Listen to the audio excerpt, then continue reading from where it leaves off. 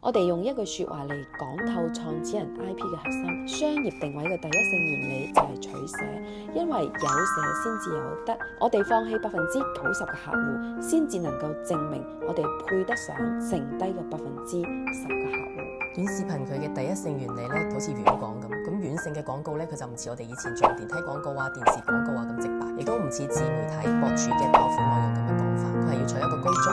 咁我哋要圍繞我哋產品嘅一個賣點同埋特點，不停咁樣去反覆去宣傳。咁我哋做 IP 仲有一個變現嘅方法咧，就係做直播。直播嘅第一性原理就係體驗型嘅銷售。你要喺呢個直播間裏邊，讓佢哋嚟買你呢個產品。但係咧喺呢個直播間，你唔可以又想做品牌宣傳，又想佢哋買呢個產品咁做大家。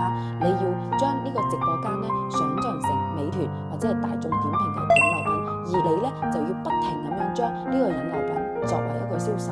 直播佢嘅本質就係賣引流品。成交嘅第一性原理咧，就好似醫生咁，係幫客戶去梳理問題、發現問題，跟住俾到一個解決方案你。咁我哋賣嘅產品咧，都係呢個解決方案入邊嘅其中一個產品嘅啫。冇人會拒絕一個可以幫助到自己嘅人。做創始人 IP，第一個就係要做商業嘅定位，同埋要揸住直播嘅原理、成交嘅原理呢幾個核心去做。你一定會喺做個人 IP 呢個項目裏邊變到現。幫我點個關注啦，你就係自己人啦。後面仲有更多嘅獨家資訊分享俾你哋。